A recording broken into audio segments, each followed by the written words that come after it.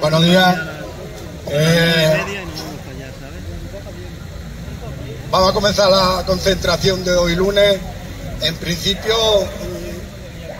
recordando las tareas y los objetivos pendientes que mantienen la necesidad de las movilizaciones de los pensionistas. Y tenemos cuestiones, por ejemplo, que afectan mucho a las personas pensionistas y personas mayores y que dependen de dos administraciones distintas. Cada una depende de una administración. Hay cuestiones que dependen de la administración estatal y cuestiones que dependen de la administración autonómica. Decíamos los otros días que es difícil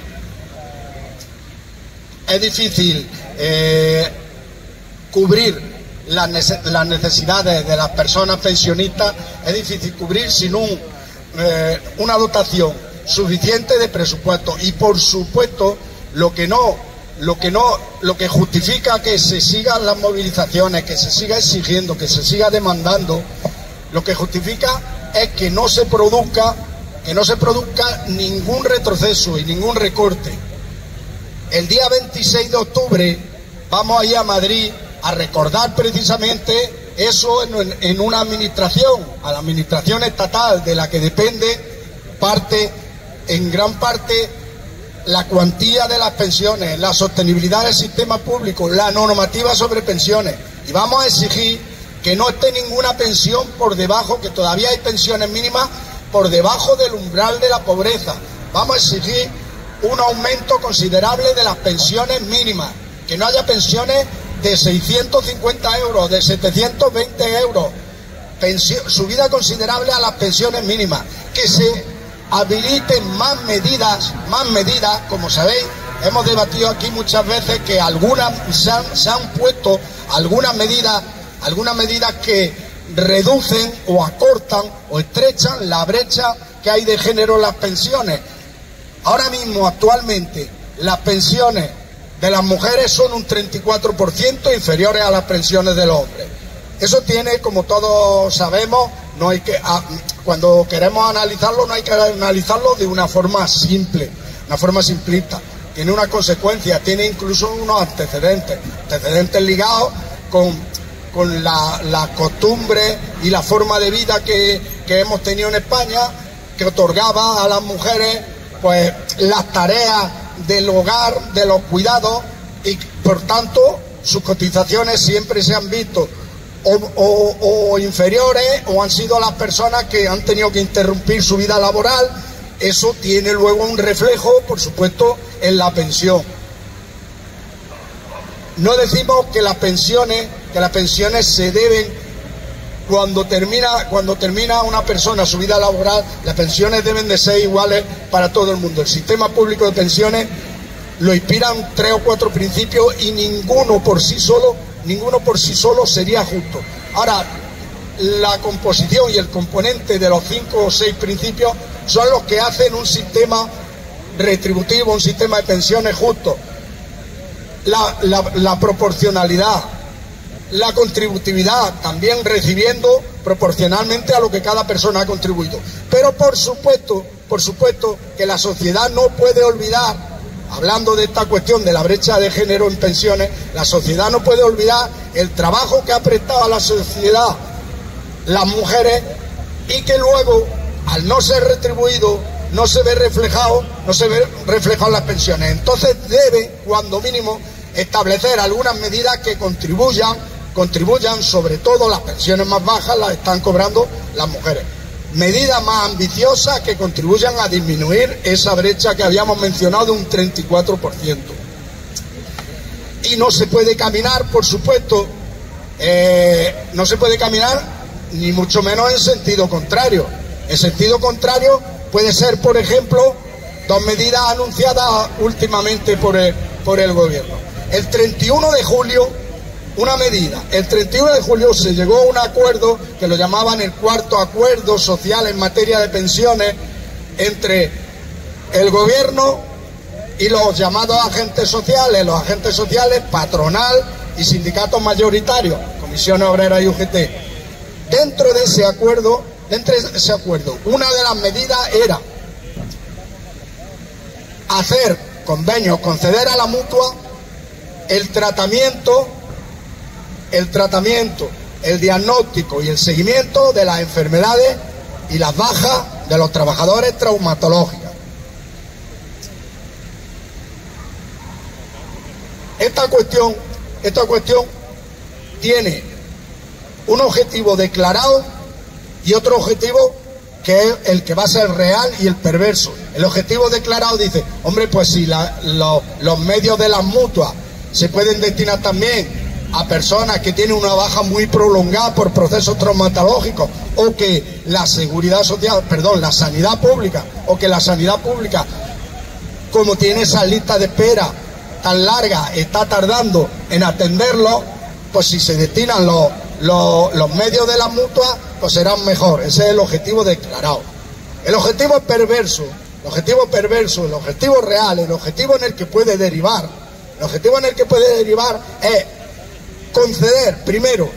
conceder directamente medios económicos de la sanidad pública hacia las mutuas, que no olvidemos, las mutuas tienen un estatus raro, pero no dejan de ser entidades patronales privadas, pero son entidades a su vez colaboradoras de la sanidad y de la seguridad social. Tienen un estatus raro, pero no dejan de ser entidades que son mutuas. Acordaros que además se llama la mutua patronal, son entidades patronales para atención a los trabajadores en activo en los supuestos y casos de accidentes y enfermedades profesionales. Conceder a las mutuas estas cuestiones sabemos que deriva y puede derivar en una capacidad más grande de presión de las patronales sobre los trabajadores que estén de baja, una capacidad más grande de presión sobre eso. Y por supuesto lo que habíamos dicho, desviación de fondos públicos a sanidad privada, a entidades privadas de atención a la sanidad. Por todos lados se empieza a intentar recortar los poderes, la atención que tiene que prestar la sanidad pública. Las bajas laborales siempre se han atendido por el sistema sanitario público y deben de seguir siendo atendidas por el sistema sanitario público.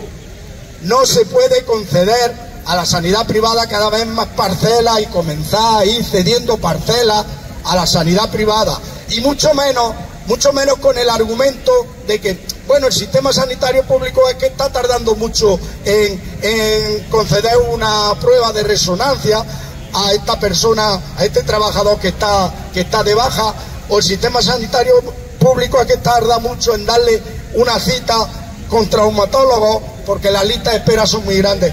Precisamente lo que no puede servir es de excusa para precisamente debilitar todavía más el sistema sanitario público. Ese dinero que se va a destinar a las mutuas se tiene que destinar al sistema sanitario público. Y si es un escándalo y una vergüenza las listas de espera y lo que se tarda en atender, lo que se tiene es que fortalecer el sistema sanitario público, no debilitarlo más. Fortalecer el sistema sanitario público para que las bajas por accidentes o bajas traumatológicas se atiendan en tiempo y forma, y cuando la persona esté repuesta se incorpore a su trabajo. Por eso decía, primero los deseos y aspiraciones de mejora en pensiones, de que no se le ocurra a nadie como sigue ocurriéndosele, y siguen diciendo, y vamos a asistir durante este otoño a una campaña continua, a un goteo continuo de estudios diciendo que no va a ser sostenible la revalorización de las pensiones con el IPC, y que no se le ocurra a nadie desde el gobierno ni siquiera pensarlo, que no se le ocurra siquiera pensarlo, y eso hay que recordárselo, y vamos a acudir el 26 de octubre a recordárselo. Otra medida, por ejemplo, que decíamos que puede suponer un retroceso, no sabemos si esto es broma, globo sonda. Habéis oído recientemente lo de que las bajas sean flexibles, lanzado por la ministra de Inclusión, de Seguridad Social, que se pueda trabajar estando de baja, yo es que no me explico. La baja la dan los facultativos por una causa, y cuando desaparecen esas causas, pues los facultativos dan la alta. Ahora se quiere, como en la otra medida que había mencionado antes de las mutuas, se quiere como hurtar la capacidad del sistema sanitario público de tener el control total sobre lo que le corresponde, que para eso es. Y entonces, pues a lo mejor, bien por la vía de que los mismos trabajadores voluntariamente pidan trabajar, es que no sé cómo se habilitará eso, porque parece de broma. Está trabajando estando de baja, no lo sé. También proponen el acuerdo de pensiones. En otra cuestión, el acuerdo que hablamos de pensiones, que se tiene que poner en marcha. Este acuerdo de pensiones del 31 de julio, que fue también con un poco de nocturnidad y alevosía, cuando estábamos todo el mundo más preocupado de que no nos diera mucho el calor, que cada vez que salía a la casa, salía a la calle, te machacaba el sol. Cuando estábamos más en el verano y más preocupados de eso, se firmó este acuerdo. Este acuerdo tiene que tener un desarrollo legislativo porque toca muchas materias y reforma la Ley General de la Seguridad Social. Lo de la mutua lleva a hacer conciertos porque la sanidad está concedida y está cedida a las comunidades autónomas, y ya prevé que se haga conciertos entre las mutuas y los sistemas sanitarios de cada una de las comunidades autónomas. Como decía, eso llevará a un desarrollo de cada medida donde corresponda, pero también preveía, por ejemplo, medidas que incentiven la prolongación de la vida laboral, pero por encima de los 67, de los 68, hasta de los 72 años. Medidas de incentivo y también hablaba de jubilación flexible, que es: estás jubilado y estás trabajando. Fijaros, jubilado y trabajando, de baja y trabajando. Yo no sé, estas nuevas realidades son nuevas realidades a las que nos quieren someter. No sé cómo se deben de asumir o entender esas nuevas realidades. Cuando una persona llega al final de su vida laboral, a los 65 años que decimos y que reivindicamos que tiene que ser, que lo pusieron a 67 años, y vamos ahí a Madrid para seguir reivindicando que eso no se ha rebajado. Algunas cuestiones, como hemos mencionado aquí, algunas cuestiones se ha conseguido revertir de recortes. Algunos recortes que hubo en la reforma de pensiones los conseguimos con las movilizaciones revertir. Esa reivindicación la hemos mantenido, que vuelva a la jubilación a los 65 años, y no hemos conseguido que vuelva a los 65 años. Seguimos reivindicándolo, vamos a acudir a Madrid y seguiremos reivindicándolo. Pues bien, no solo no se revierte de los 67 a los 65, sino que se intenta incentivar la prolongación, incluso haciendo compatible trabajar con cobrar una pensión. Por eso decía, cuando una persona acaba su vida laboral, cuando una persona cumple los 65 años, tiene derecho al descanso, y no se le debe bombardear y someter en base, por ejemplo, a la presión de que tenga una pensión muy baja, de que tenga lo que sea, someter a que, bueno, puedes prolongar, aunque estés cobrando la pensión, la puedes complementar si realiza también trabajo. Como decía, son realidades paralelas que nos quieren meter como en las películas de ficción, realidades paralelas. Estar de baja y trabajar. Estar jubilado y trabajar. Por ese camino no. Y por eso sigue habiendo necesidad de movilizaciones. Sigue habiendo necesidad de que el día 26 de octubre vayamos a Madrid, que la manifestación se mueva en todos los pueblos y ciudades de España, y que sea una manifestación masiva, para que se le olvide a alguien, si tiene malos pensamientos, se le olvide a alguien que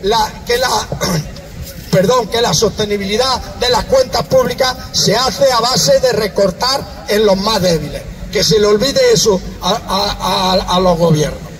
Y decía una segunda parte. La segunda parte de todo los medios, servicios públicos que nos afectan a las personas mayores. Todos en su mayoría están cedidos, en su práctica totalidad, están cedidos a las comunidades autónomas. Los presupuestos generales de las comunidades autónomas son el reflejo de la política que quiere desarrollar un gobierno para atender a la situación de su ciudadanía. Y los presupuestos de 2025 son precisamente la oportunidad que tiene la Junta de Andalucía de reflejar de verdad un cambio de tendencia en la precarización y el deterioro de la sanidad pública. Son también la ocasión que tienen de reflejar un complemento considerable a las 92.000 personas, que no son tantas, a las 92.000 personas que cobran en Andalucía pensiones no contributivas, pensiones de 517 euros, de reflejar un complemento como hacen y tienen otras comunidades autónomas. Hay comunidades autónomas como el País Vasco que se están planteando y le están planteando a su gobierno una iniciativa legislativa popular para que la traten en su parlamento. Los pensionistas del País Vasco le están planteando a su gobierno que ponga un complemento para que ninguna pensión, tanto contributiva como no contributiva, esté por debajo de los 1.080 euros. Y ese complemento lo aporte con las cuentas y los presupuestos del País Vasco. Pues bueno, la Junta de Andalucía, cuando mínimo, debería de tomar medidas en estos presupuestos que supongan un aumento considerable en el complemento de las pensiones no contributivas. Y eso hay que exigirlo. Eso es tarea de este otoño que se están preparando los presupuestos. Tarea que vamos a exigir donde podamos y siempre que podamos, en medios de comunicación, con movilizaciones. Tarea que no queda solo en eso, como decíamos.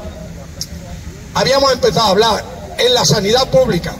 A la sanidad pública no se le puede estar privando de los recursos económicos porque cada vez se va a ir debilitando más. Si aumentan los presupuestos, como dicen, y se llena la boca el gobierno de la Junta de Andalucía, si aumentan los presupuestos de sanidad, pero resulta que cada vez tenemos más quirófanos cerrados en los hospitales, más listas de espera. ¿Dónde está yendo ese aumento de los presupuestos? ¿Dónde se está yendo ese aumento de los presupuestos? ¿Dónde va ese dinero público? Lo hemos conocido y lo hemos sabido también recientemente. Ya se había hablado muchas veces, pero es que recientemente los interventores de la Junta de Andalucía han hecho informes de 4 provincias donde dicen que se ha desviado, la Junta de Andalucía ha desviado a dedo, con contratos a dedo y troceándolos para poderlos otorgar a dedo, 580 millones de euros en 2021, 580 millones de euros en 2021 a la sanidad privada, a conciertos con sanidad privada.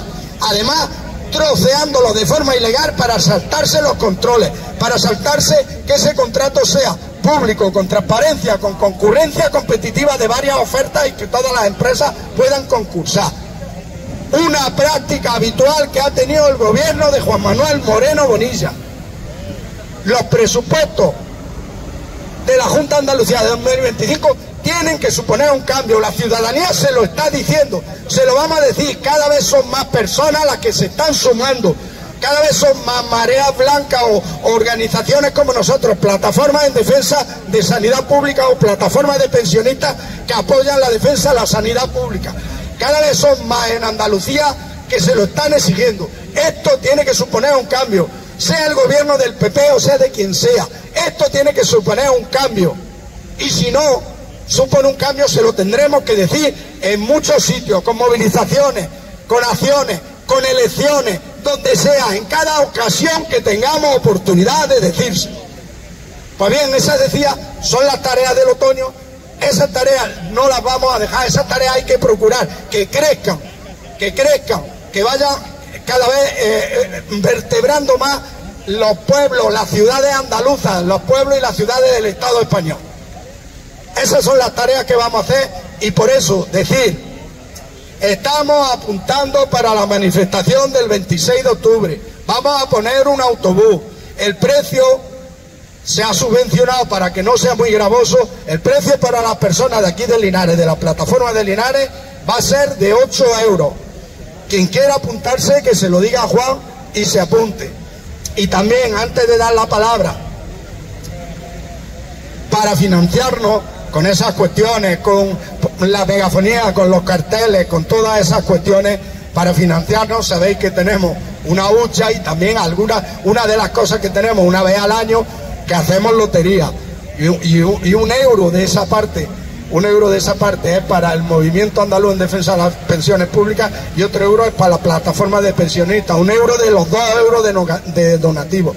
También tenemos lotería, desde aquí a Navidad, que lo sepáis, tenemos lotería, quien quiera que nos la pida, cualquiera de nosotros o a Juan. Y ahora dejo, si quiere alguien, la palabra. ¿Tiene el micro?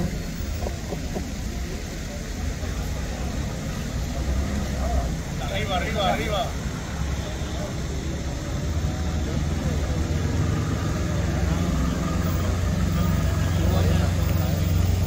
Vale, compañeros, compañeras, vamos, voluntarios. Venga, Antonio. Hola, buenos días.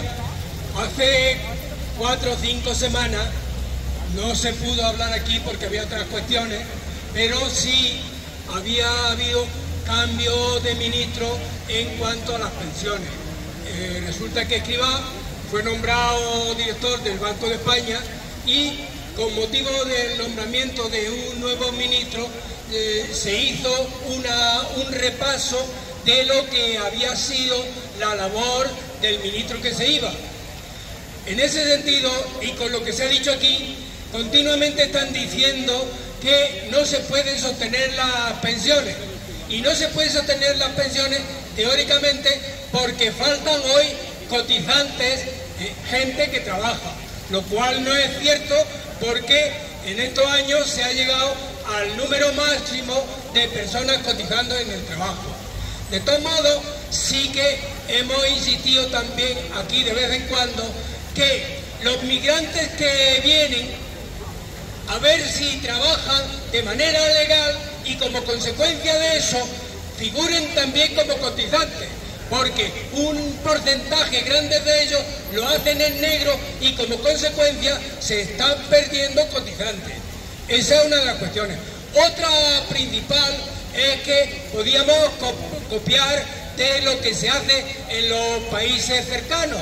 El caso de Francia, que para contener y mantener todavía la población local, lo que hace es incentivar mucho a las mujeres para que el mantenimiento o la natalidad posible se mantenga. Para eso lo que se hace normalmente en Francia es una aportación para que las mujeres en su tiempo de crianza incluso puedan pedirse excedencia y la administración cubra esos lazos que no tienen cotización. Igualmente lo que se hace también es aportar una gran cantidad de ayuda a los hijos cuando son pequeños. Otra cuestión importante también es que el ministro Escrivá sí escuchó un poco las peticiones que se habían desde los pensionistas, en el sentido de que esa petición de que se hiciera una auditoría pública al fondo de las pensiones no la hizo, pero compensó con un informe que a grandes rasgos comentaba que efectivamente los pensionistas tenían un haber importante, tenían un dinero suficiente, que lo que sí se necesita es que no sea un informe de un día, sino que sea algo más verificable, y lo que el movimiento pensionista no debe olvidar: insistir en la auditoría exacta de los pensionistas y que no se confunda con los presupuestos generales, como ha ocurrido con mucha frecuencia. Así, luego es importante también que tengamos en cuenta otras cuestiones que ha venido reflejando. Para mí es muy satisfactorio escuchar a Jordi Salvador, que es el representante catalán de los pensionistas, porque es pensionista, y cada vez que interviene en el Parlamento es como si lo hiciéramos alguno de nosotros. En ese sentido hay que estar muy al pie del cañón porque efectivamente este otoño se presenta como un tramo de trampas permanentes para achicar. Se ha dicho también el tema fundamental que tenemos que insistir en nuestra familia, que los mayores no seamos personal desechable.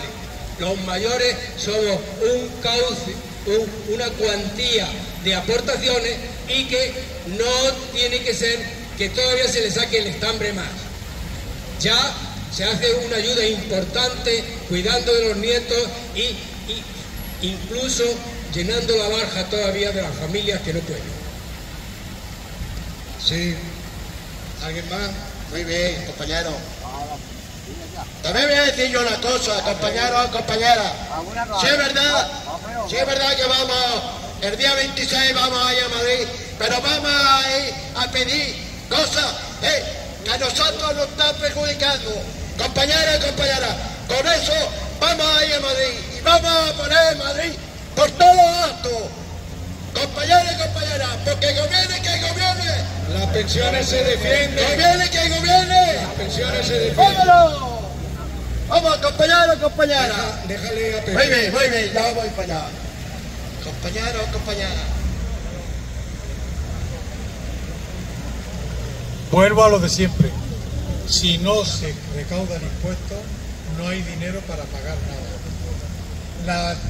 La Junta de Andalucía continuamente se está endeudando. La deuda que tiene es gigantesca. Y el señor presidente tiene la poca vergüenza de decir que el Estado la tiene que pagar porque ellos, si no le pagan la deuda, no pueden atender. Entonces yo creo que lo que había que reivindicar es una ley que prohibiera a las autonomías, incluso al Estado endeudado, no eliminar impuestos. Es decir, una familia que está de deuda hasta aquí no puede decir, pues dejamos todos de trabajar y nos vamos endeudando y cuando no, pues que nos pague la caridad. Pues el Estado, la autonomía es lujo. Las autonomías no se pueden permitir el lujo de, por motivos exclusivamente electorales y por intereses del capital, que es lo que ellos defienden siempre, pues empezar a quitar impuestos, hacernos creer que nos están quitando impuestos a nosotros, cuando somos los únicos que pagamos impuestos. No me refiero a los pensionistas, sino a toda una franja de personas, trabajadores, familias y tal, que están pagando impuestos y llevando las cuentas de su casa al tope. Entonces, yo creo que debía de proponerse una ley, incluso haciendo una llamada a la Comunidad Europea. Porque no puede ser esto que toda la deuda y los impuestos, pues, no sirven para nada. Y los impuestos son los que ponen esto en marcha. El País Vasco, ¿por qué el País Vasco puede acordar con sus pensionistas modificaciones? Bueno, pero puede hacerlo y ya ha hecho acuerdos y se han salido del sistema general porque ellos se entienden mejor que en el sistema general. ¿Por qué? Porque el País Vasco no ha suspendido ni un solo impuesto, como Cataluña. Tampoco han suspendido ellos.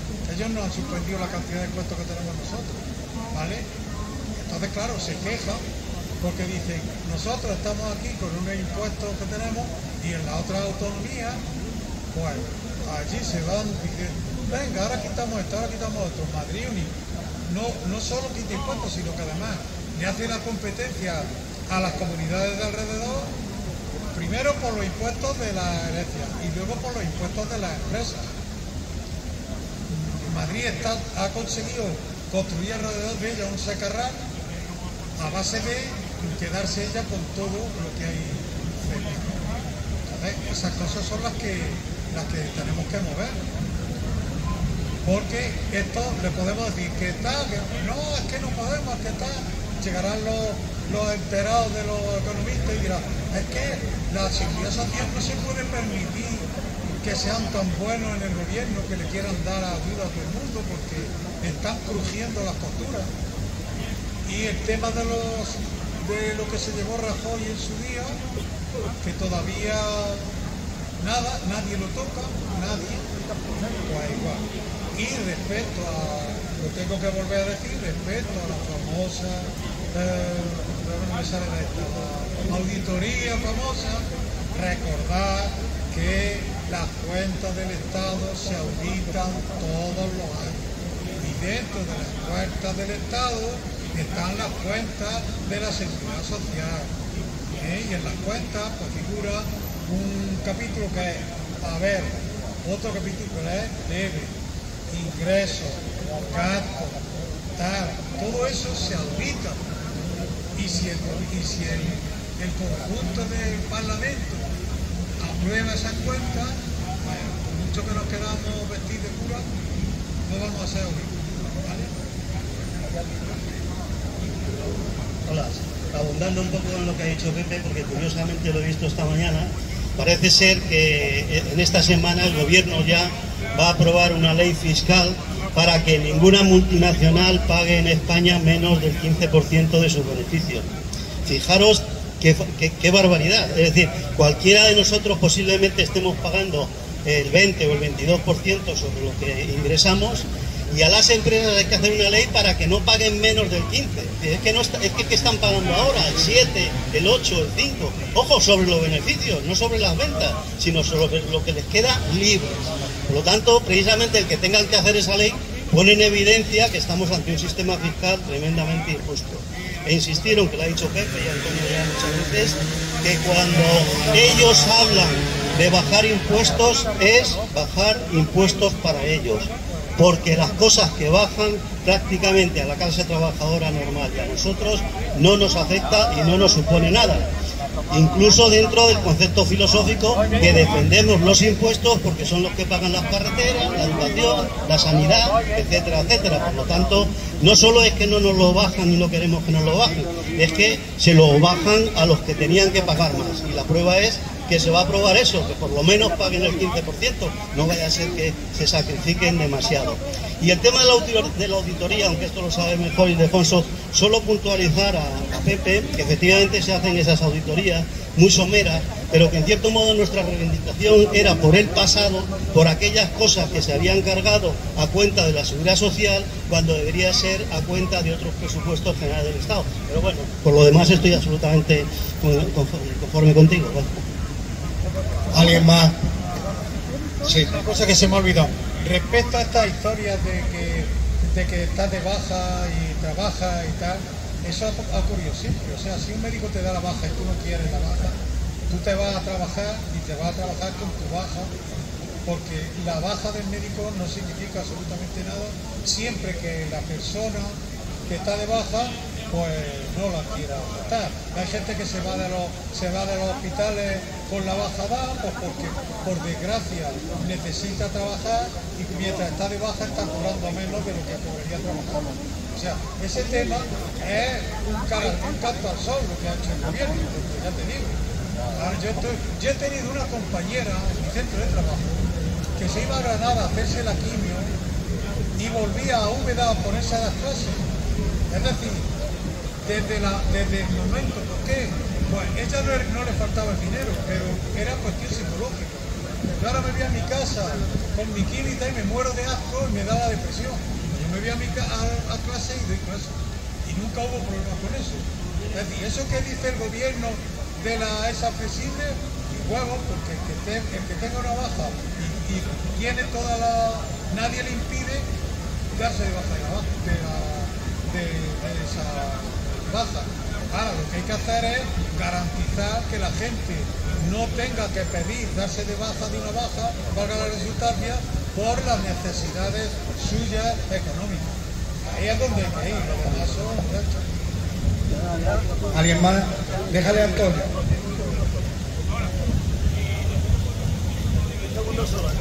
Sobre esto de PP, decir que efectivamente eso ha sido así. El problema que nos preocupa, PP, es si es obligatorio. Es decir, si a esa compañera que le acaban de dar la quimio, la pueden obligar a ir a dar clases. Digamos que eso es, yo creo, la intención de ese nuevo sueldo que esperemos no siga para adelante. Es decir, no la voluntariedad, que me parece, sino la obligación de ir a trabajar aunque no quiera.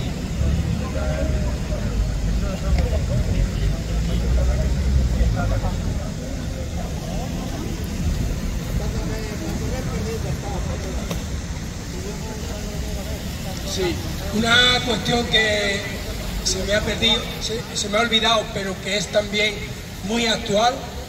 Hace 3 o 4 días salió en la prensa en portada que España es el país que tiene un régimen de impuestos menor que el conjunto de Europa. Aquí estábamos comentando con el compañero... Antonio, es probable que te estés refiriendo a la presión fiscal. La presión fiscal sí, que se recaudan menos impuestos. Estaba comentando el compañero que se ha perdido aquel sentido cívico que se decía al principio, que Hacienda somos todos, y que había el concepto de que cada uno pagara según sus posibilidades y recibiera según sus necesidades.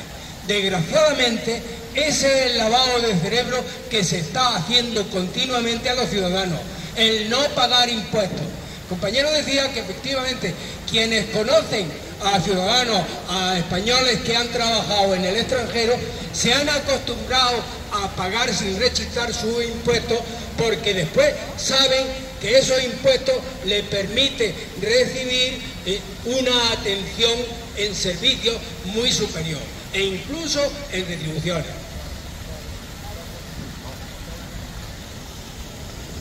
¿Alguien más?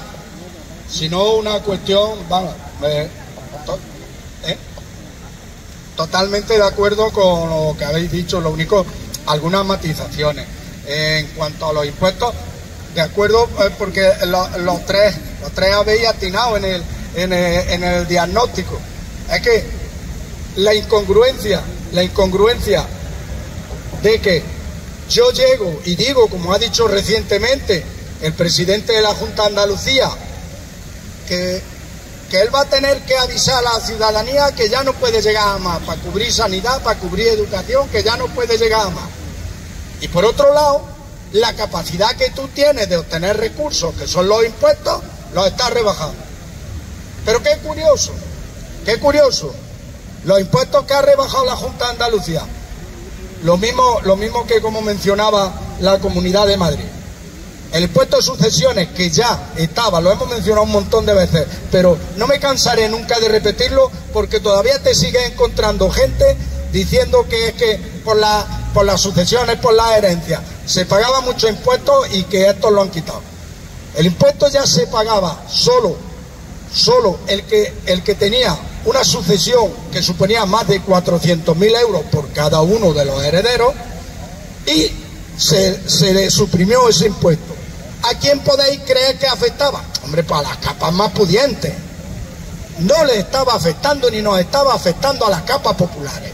No nos estaba afectando a las capas populares, pero todavía son tan buenos, porque hay que reconocer que son tan buenos mintiendo, que han conseguido que todos tengamos metido que por el impuesto de sucesiones se pagaba y tal y cual, y que era injusto porque eso lo había heredado de tu padre y que se pagaba y tal y cual.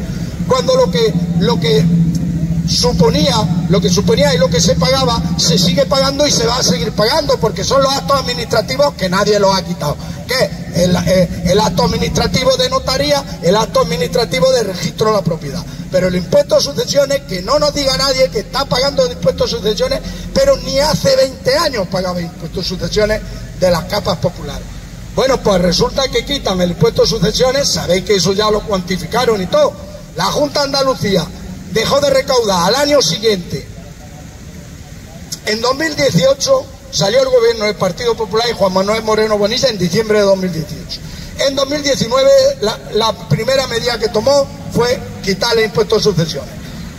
Dejó de recaudar 100 millones de euros, están cuantificados, y afectaba al 0,1 de la población andaluza.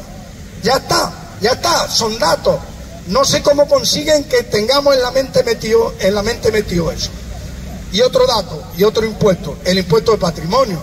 El impuesto de patrimonio afecta solo al patrimonio, como propiamente dicho. Y el patrimonio tiene, igual que mencionábamos en esto del impuesto de sucesiones, tiene unos baremos y una tabla. Y solo hacía declaración de patrimonio el que tiene un patrimonio muy grande. ¿Cuántos de vosotros habéis hecho alguna vez una declaración de patrimonio? ¿Alguna vez en los últimos 40 años? ¿Cuántos habéis hecho una declaración de patrimonio? Bueno, pues suprimen el impuesto de patrimonio. Y es una incongruencia, como estamos mencionando, que yo digo que no tengo dinero para atender los servicios públicos, los que sí afectan al total de la mayoría de la ciudadanía. No tengo dinero para eso, y sin embargo, por otro lado, la vía que tengo de obtener esos recursos, haciendo que se cumpla la Constitución, que aporte más el que más tiene, que eso lo dice la Constitución, que pagaremos cada uno impuestos según nuestra capacidad, progresivamente aportando más el que más tiene. Pues resulta que esto camina en contra del espíritu de la Constitución, ¿no? Vale. Incluso, como ha mencionado José Valentín, incluso luego, con mecanismos de ingeniería fiscal, eso ya no es solo la Junta de Andalucía, es el gobierno estatal, con mecanismos ofreciendo vías de escape para que el impuesto de sociedades, es lo que una empresa abona en impuestos después de todo su resultado económico. Acaba el ejercicio económico. Quito todo lo que ha costado mantener la actividad y queda un beneficio neto. El impuesto a sociedades debería de ser el 15% por ley, pero hay múltiples vías de escape por el cual sobre todo las grandes corporaciones están abonando un 3, un 4% de impuestos a sociedades. Y es una pena, y dice José Valentín, ojalá sea así, ojalá podamos decirlo, es una pena que a la altura que estamos todavía se esté diciendo que vamos a ver qué ley hacemos para conseguir que por lo menos abonen el 15% nominal. Es una pena. Dice José Valentín que ya se ha aprobado. Hasta que no lo vea no lo creo. Porque llevamos un montón de años con la arquitectura fiscal que tenemos ahora mismo en España, que data de la época de la transición, de 1977, 78, con Fernández Ordóñez, de eso llevamos un montón de años y no se ha conseguido que quien más tiene y quien más gana, las grandes empresas, las grandes corporaciones, contribuyan conforme a lo que le corresponde y a lo que ganan. Y eso es lo que está debilitando los servicios públicos. Luego, una matización que tú sabes, Pepe, a Pepe Fuentes, que tú sabes que siempre hemos tenido ahí disparidad de criterios en lo de la auditoría. Nadie dice que las cuentas del Estado no se auditen, se auditan primero por auditores internos y luego incluso por organismos independientes externos. Nadie dice que no se audite. Por lo tanto, nadie dice, por ejemplo, que haya existido alguna ilegalidad. Lo que sí ha existido es, desde el mismo Estado, un destino a las cotizaciones que había de los trabajadores, cuando había exceso, cuando no nos decían como ahora, bueno, es que se van a jubilar muchos pensionistas y veremos a ver, cuando resulta que todo el mundo, la mayoría coincidía con la vida laboral de los que estamos aquí, estaba aportando mucho y el compromiso de pago de pensiones era más escaso y había superávit y se abonaba. El complemento mínimo se abonaba de las cotizaciones de los trabajadores de la Seguridad Social, pero se abonaba otra cosa más escandalosa, una de las más escandalosas y la que supone más todavía.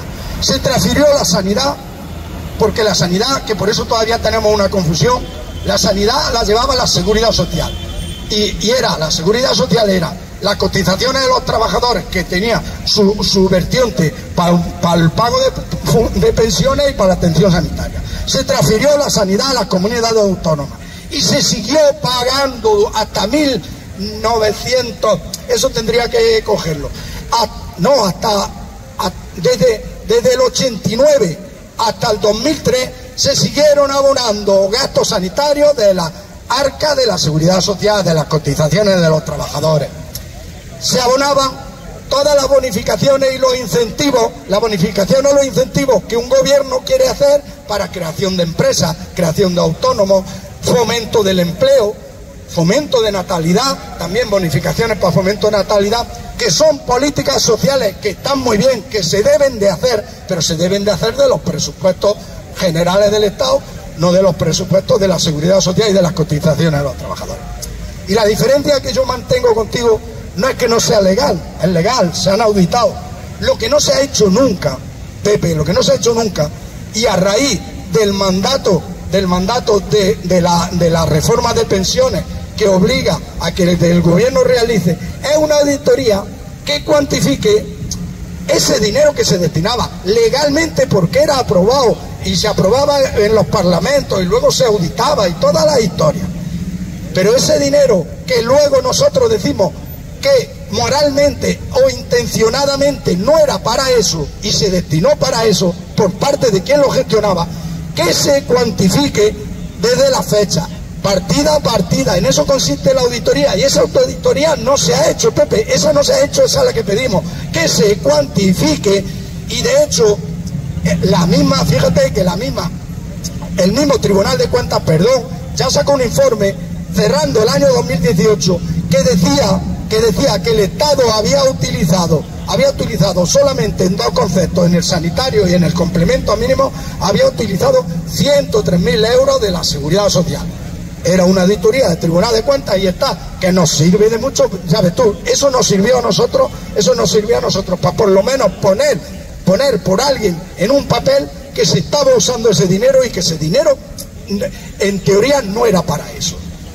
Pero es que luego, después del compromiso de la auditoría, ante las presiones que hacemos los pensionistas en las movilizaciones, en las calles, estando de ministro Escrivá, el que hizo la reforma a la ley, pues sacó un informe, como menciona Antonio, un informe, no sé qué datos cogió, un informe, no era una auditoría, no era la auditoría que pone la ley sí pone como tiene que ser, sacó un informe y elevaba hasta 140.000 millones de euros, esa cantidad destinada por el Estado a gastos sociales que no eran el pago en pensiones.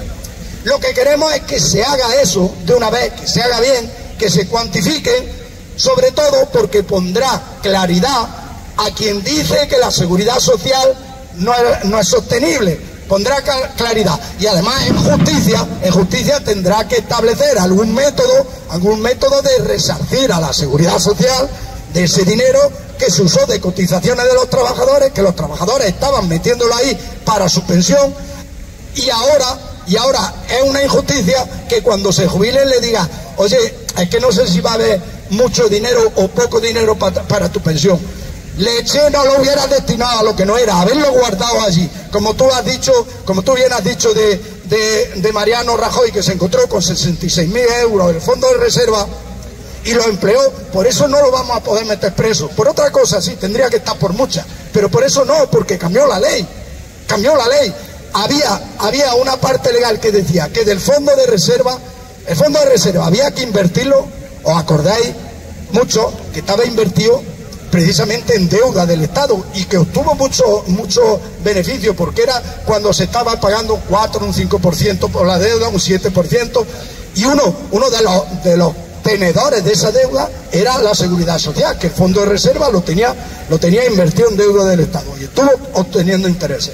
Mariano Rajoy llegó y se encontró el fondo de reserva, que era para eso, para cuando si tú en algún momento en un valle de 4 años, de 5 años, dices que tienes pocos recursos, dices, bueno, tengo pocos recursos, me van a faltar unos pocos, pero tengo aquí un fondo de reserva.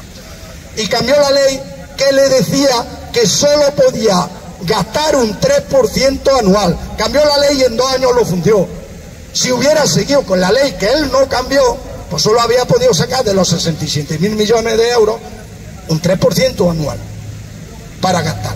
En 2 años lo fundió legalmente, pero moralmente de forma fraudulenta, porque no era para eso el fondo de reserva, no era para eso. Es simplemente esa aclaración. ¿Alguien que quiera decir algo más? Bueno, recordad, apuntaros para el día 26, sábado, a Madrid. Vamos, hacemos un día, reivindicamos y volvemos a nuestra casa a la noche, tarde-noche. Otra cuestión, no tiene que ver con las pensiones, pero la aviso porque es una cuestión que nos afecta a todos como ciudadanía, afecta como seres humanos. Esta tarde va a haber una concentración pidiendo el cese del genocidio en Palestina, pidiendo el alto el fuego, la plataforma de Jaén por Palestina la ha organizado. Desde aquí, desde Linares, vamos a ir a algunas personas. Quien quiera ir, que se ponga en contacto con nosotros. A las 6:30 de la tarde vamos a quedar aquí en Santa Margarita para acudir. Nos han dicho la plataforma de Jaén que pretenden hacer una cadena humana y rodear la catedral de Jaén. La concentración es a las 8 de la tarde. Por eso digo, a las 6:30 hemos quedado aquí en Santa Margarita. El que quiera que nos lo diga, aunque no disponga de coche, ya nos ponemos de acuerdo para llevar los coches. Y si no hay nada más, el próximo lunes nos vemos. Gracias a todas y a todos.